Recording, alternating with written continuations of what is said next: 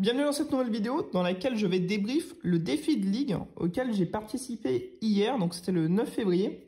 On était 9 joueurs, donc ça fait à peu près 3 rounds et le tournoi était en format BO1, c'est-à-dire qu'on joue qu'une seule partie et celui qui gagne remporte la confrontation. Ok, alors pour ce tournoi j'ai joué le deck Épine de Fer X, Lance-Orient X. Donc c'est un deck que j'avais présenté sur la chaîne, donc d'ailleurs c'est la toute première vidéo de la chaîne. Donc si vous êtes intéressé pour savoir comment est-ce que le deck fonctionne, eh ben, n'hésitez pas à aller regarder la vidéo. Je vous mettrai également la decklist qui devrait apparaître maintenant. Voilà. Donc c'est globalement la même decklist que j'ai utilisée que dans la vidéo où je le présente. Alors pour être honnête, c'est pas un pic de dingue, parce que du coup c'est également mon premier tournoi dans Évolution Prismatique. Et globalement moi je voulais jouer Lance-Orient Noctu Noir, sauf que il me manque encore des cartes pour pouvoir le faire. Donc il faut que je les récupère au cours du mois de février. Donc faute de mieux, j'ai décidé de reprendre ce deck et au final... bon, ça s'est plutôt bien mis parce que c'est vrai que les gens switchent pas aussi vite que ça dès qu'un nouveau set sort, surtout en plus c'était particulièrement difficile de l'obtenir. Donc au final, ça m'a pas trop porté préjudice. La game 1, je l'ai faite contre Pondralugon X. Donc c'est un deck que j'avais affronté dans les tournois locaux comme ça. Donc j'étais plutôt content de voir un deck différent. Et la game s'est plutôt bien passée. En main de départ, j'ai un paper. Donc pour ceux qui ont vu la vidéo, c'est excellent. J'ai un paper, j'ai une énergie, j'ai également la machine technique évolution. Donc sur mon poste actif, j'ai un Fantirm et mon adversaire a, il me semble, mon adversaire a un rose bouton. Et globalement rose bouton, pour mon deck, ça me dérange pas plus que ça parce que comme je dépends pas mal de la machine technique évolution, je vais voir si je peux la trouver, pour pouvoir me setup, j'ai pas besoin de super bonbons ou quoi que ce soit, donc ça m'a pas vraiment posé problème. Voilà, la voici. Ça m'a pas vraiment posé problème. Donc voilà quoi, le plan de jeu classique. Je peux dérouler extrêmement rapidement. Donc je viens jouer Pepper. Je vais voir si je peux trouver. Voilà. Je viens jouer Pepper. Avec Pepper, je suis directement allé chercher le chariot précieux qui n'était pas prize. Donc ça, c'était une très bonne nouvelle.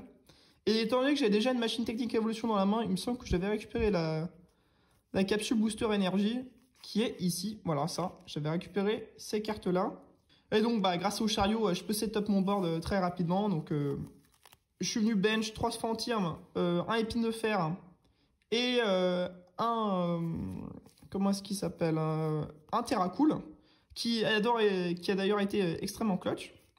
Donc voilà, donc j'arrive à pivoter mon épine de fer dans l'actif, avec une énergie attachée. Ensuite, il joue la partie. Globalement, il a quand même relativement brick, d'après ce qu'il m'a dit, parce qu'il a eu, parce que sur son premier tour, il a fait 2 urnes terrestres pour aller chercher des énergies métal. Et ouais, il a bench un Duralugon. Pareil, il a attaché une énergie, mais il n'avait pas plus que ça. Il avait également un Reliquant sur le board, et ce sera également important pour la suite. Donc voilà, j'ai mon épine de fer dans l'actif. Il a son rose bouton. Il vient attaquer avec son boost bouton sur mon épine de fer. Du coup, maintenant, ça le fait passer à 220. Pareil, je suis item lock, mais au final, c'est pas très grave parce que je vais juste venir rubé pain, attacher 2 énergies dessus et je vais prendre le chaos sur son rose bouton. Donc là, ça me met à 5 prix, il en a 6. Donc après ça, il promouvoit son reliquant dans l'actif et il va Torton. Donc Torton, je sais pas si c'est le nom anglais ou français, honnêtement, je m'en souviens plus. Mais en gros, il va pouvoir échanger un Pokémon de base avec un Pokémon de base de sa pile de défausse. Donc il retire son reliquant, qu'il met dans sa pile de défausse et il met un rose bouton pour pouvoir retraite rose bouton dans Duralugon, qui fait évoluer en Pondralugon, et avec son Pondralugon il va venir mettre, en fait il va venir prendre le chaos sur épine de fer parce que ça fait pile 220. Donc il passe en tête au niveau des prix, ça me pose pas plus problème que ça parce que comme j'ai réussi à setup les Disparities avec la machine technique évolution, voilà ici. Je peux directement aller chercher un Lance-Orient, le charger avec... D'ailleurs, il me semble que j'avais attaché une énergie sur lui déjà de base, donc j'avais même pas besoin de rubé pain pour le setup. Donc je vais pouvoir attaquer avec Lance-Orient, je lui fais du coup 200 sur son Pondralugon, et je prends le chaos sur son rose bouton, qui est tout seul sur le banc en fait. Donc là, ça va vous mettre à égalité au niveau des prix. Il me semble qu'après là, il va venir bench Favianos, ouais, ça, Favianos. Peut-être qu'il avait il a du bench un Amphinobie radieux aussi. Et également un Dialga-V. En fait, globalement, sur mon tour d'après, je réattaque avec Lance-Orient.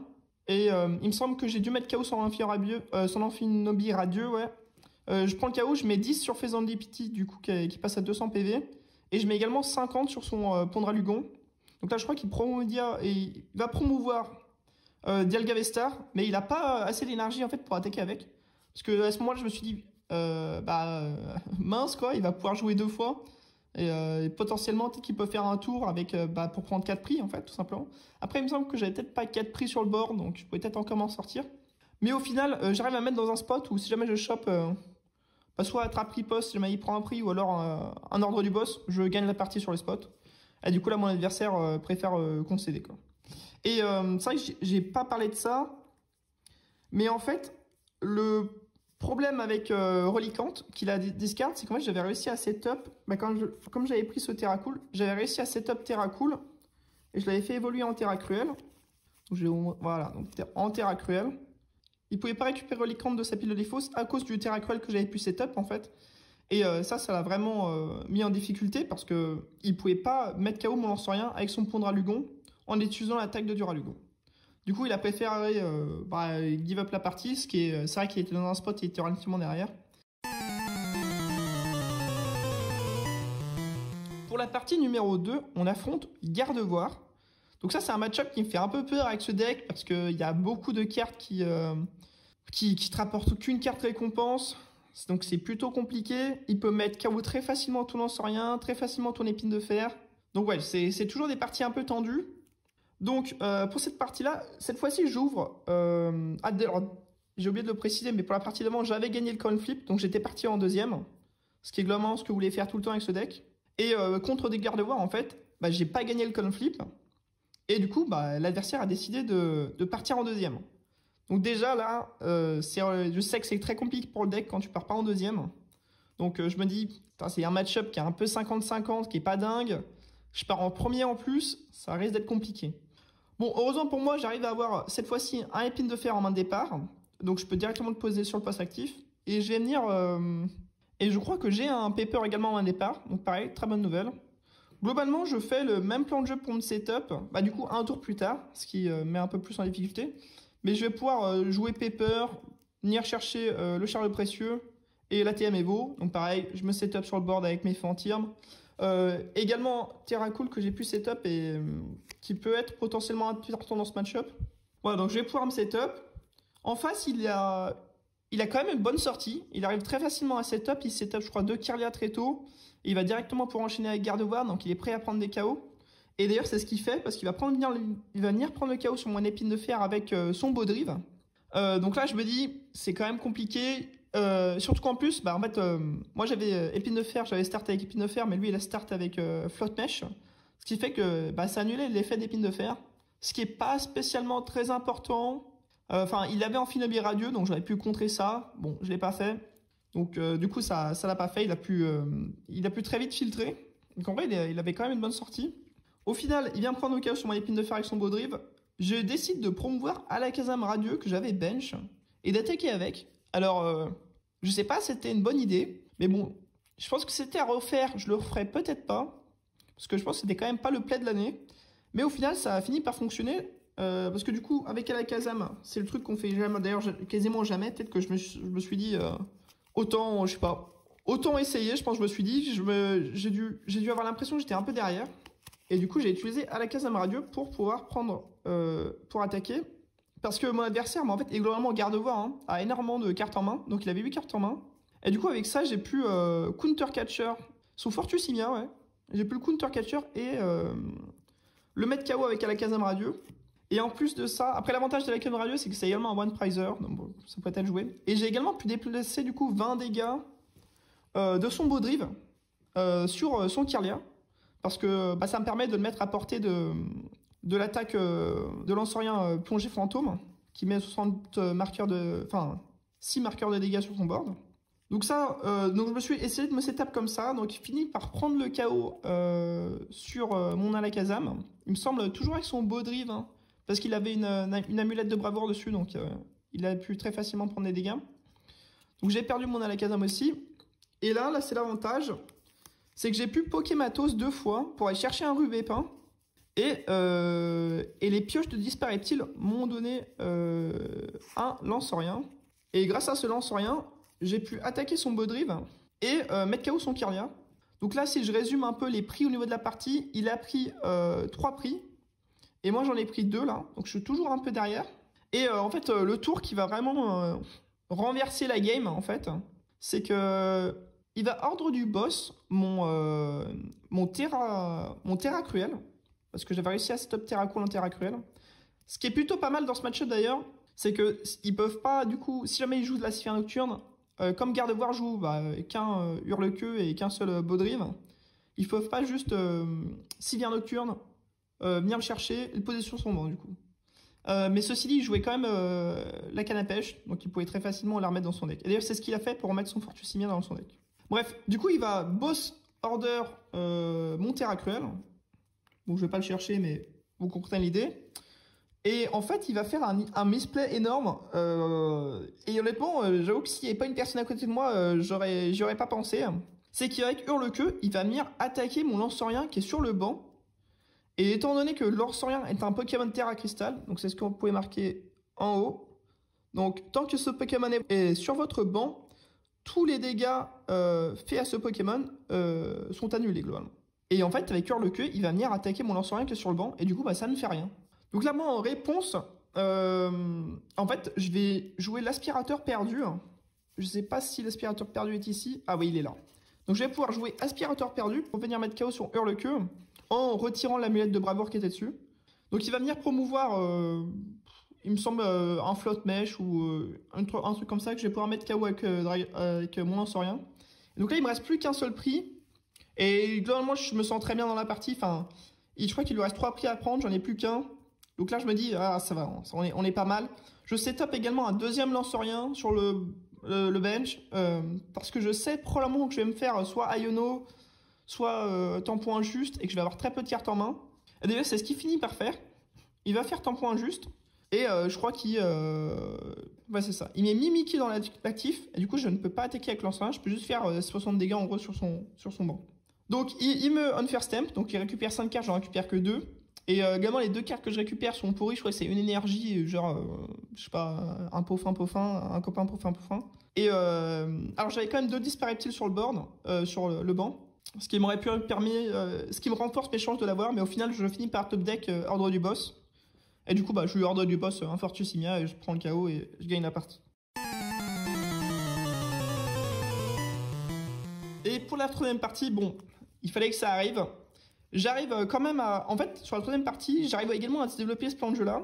Je crois que je commence avec Infantir, moi aussi.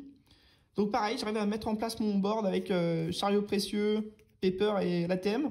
En face, ça joue Lanceurien, Roux Carnage. Alors c'est un deck, donc c'est pas la version Noctu Noir, d'après ce que j'ai pu voir dans son deck. C'est une version qui est quand même pas top dans l'évolution prismatique, parce qu'il se repose beaucoup sur les super bonbons. Et c'est vrai que comme j'ai pas de rose bouton dans ce deck, j'étais déjà pas super content de voir le match-up parce que je pense que je suis quand même pas vraiment, c'est pas vraiment ma faveur. Et en fait, tour 1, il va setup, tour 2, je me setup, et en fait, directement sur son deuxième tour à lui, il va venir super bonbon, Lanceurien, cristal scintillant, attacher l'énergie, et là, il prend 2 KO sur le Terra Cool que j'avais bench et mon Fantirm. Et là, déjà, je me dis, je suis vraiment derrière dans la partie de base.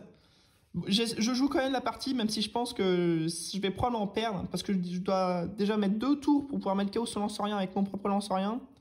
Faut que je le setup, que je joue Rubépin, je tape dedans. Là, je crois qu'il fait 2 Peaufin, copain, il remplit son board avec des Fantirm. Donc là, je sais que j'ai plus aucune chance, parce qu'en fait, il peut rebuild des Lanceuriens, que c'est super bonbon quand il veut, surtout qu'il a pu setup Roux Carnage. Bon là, la partie, j'avais vraiment aucune chance. Bon, globalement, du coup, sur ces 3 rounds, on est en 2-1.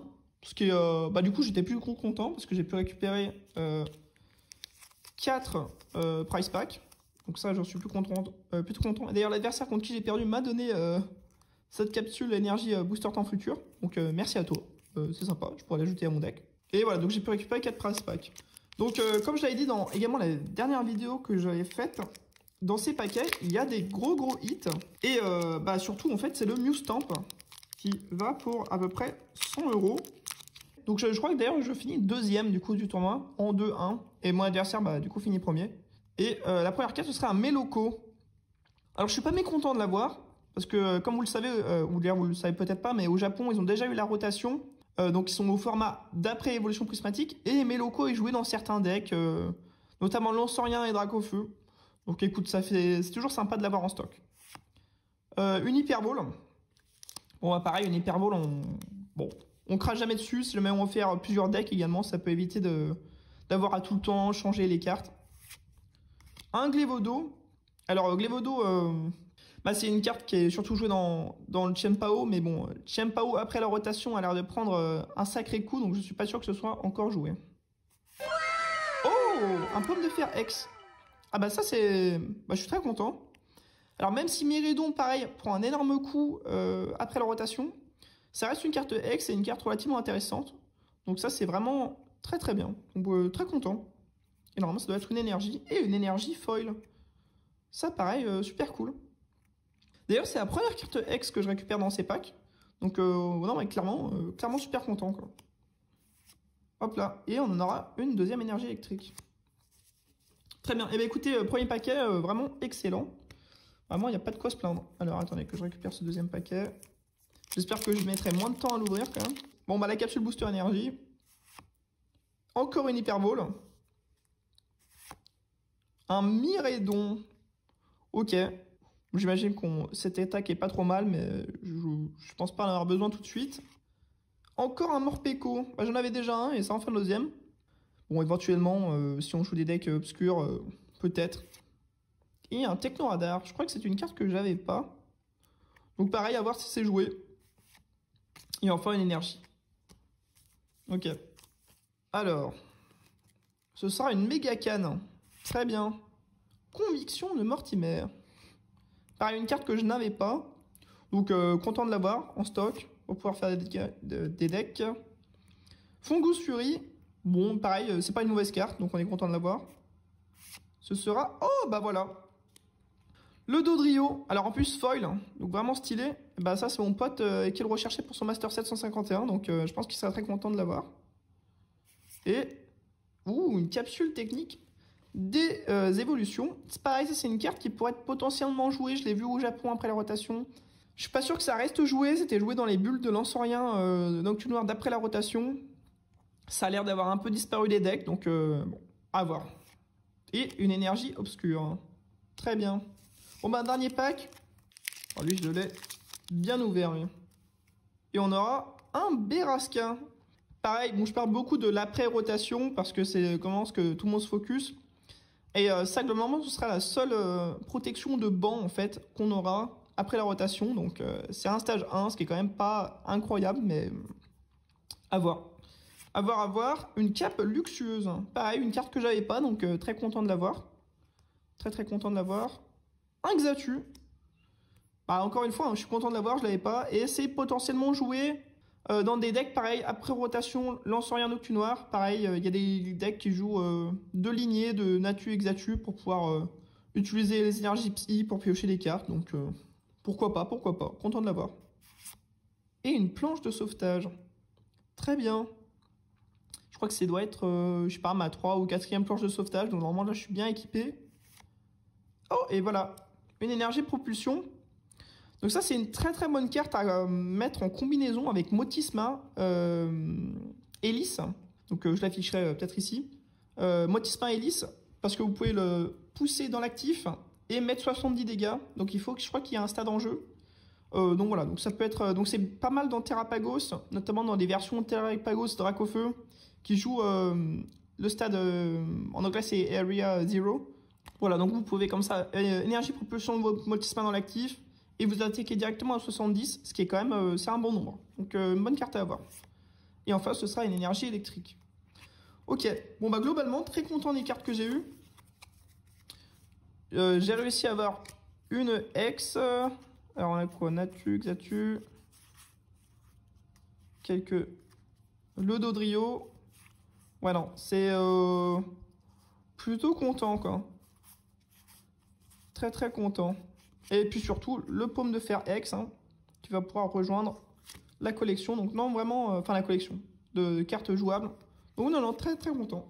Alors, techniquement, aujourd'hui, c'était pas le premier tournoi que j'avais fait. J'en avais fait deux autres avant. Alors j'avais pas fait de vidéo débrief dessus parce que je n'étais pas sûr du format dans lequel je voulais vous présenter. Finalement, je suis plutôt parti sur un truc assez classique. Et donc le tout premier tournoi que j'avais fait, c'était au même endroit qu'hier. Donc j'avais fait il y avait 4 rounds, on était beaucoup plus nombreux. Et j'avais fait 2 victoires, une égalité, une défaite. Et j'avais perdu contre Terrapagos Noctunoir d'ailleurs. C'était une game qui était assez serrée. D'ailleurs, je pense que j'aurais pu la gagner si j'avais un peu mieux joué. Et le deuxième tournoi que j'avais fait, c'était du BO3 cette fois-ci. Et j'avais fait 3 victoires, une défaite. Donc j'étais relativement content. Je crois que j'avais fini deuxième aussi. On était genre une vingtaine, non, peut-être 15, non, peut-être 16 joueurs. Il me semble qu'on était 16. Donc pareil, plutôt très bon résultat pour le deck. J'avais gagné contre un rogue deck, j'ai pas le nom du Pokémon, mais qui se reposait beaucoup sur les effets de poison. J'avais réussi à battre. Ensuite, j'ai perdu contre Lugia. Alors je sais pas comment j'ai réussi à perdre contre Lugia, parce que ça avait quand même un bon match-up. Mais c'est vrai que je connaissais pas très bien Lugia à l'époque, donc c'est possible que j'ai fait des plongées fantômes en essayant de placer les marqueurs de dégâts sur des Pokémon qui avaient l'énergie brume. Donc voilà, pas top. Ah ouais, j'avais perdu, ça m'a pas traumatisé. Parce qu'en plus, la deuxième partie de ce BO3, bon, globalement, j'ai un Pokémon et j'ai instantanément perdu la game parce que j'avais rien d'autre sur le bench, j'avais une sortie web. Après, la troisième partie de ce tournoi, c'était contre Dracofeu. J'avais relativement facilement gagné. Épine de Fer avait fait un taf de fou contre Dracofeu, donc au top. Enfin, la dernière partie que j'avais faite, c'était contre Shenpao. J'ai gagné la première partie, j'avais concède la deuxième, et comme la troisième partie, pareil, gagné relativement facilement, Épine de Fer a fait trop mal. Donc en tout, donc les 2 tournois que je vous ai cités avant, ils étaient faits sur l'ancien format. Du coup là en tout avec le deck, je dois être il me semble que je suis en 7 victoires, une égalité et 3 défaites. Ouais c'est ça. Donc 7 victoires, une égalité, 3 défaites. Donc c'est vraiment pas mal pour ce deck que j'ai construit. Et l'avantage de ce deck, quand je l'avais construit, en fait, c'est que comme il se repose sur Lancerien, je peux très facilement réutiliser énormément de cartes de ce deck-là pour faire le deck Lancerien Noctunoir. Et même après la rotation, ce deck reste encore viable. Donc si jamais vous aimez bien le deck Lancerien Noctunoir, il faut pas se précipiter à acheter les cartes maintenant parce qu'il y a un League Battle Deck qui va sortir avec justement Lancerien Noctunoir dedans. Donc ça peut être intéressant d'attendre la sortie et d'aller l'acheter. Vous avez quand même une très bonne value au niveau du prix des cartes que vous avez dedans par rapport au prix que vous payez. Ça vaut globalement le coup. Donc c'est tout pour cette vidéo. J'espère qu'elle vous aura plu. Si jamais c'est le cas, n'hésitez pas à mettre un commentaire ou un pouce. Vous savez, tout ce tralala, ça aide la chaîne. Et si jamais vous avez des suggestions de vidéos ou quoi que ce soit, n'hésitez pas à laisser un commentaire. En attendant, je vous dis à la prochaine vidéo.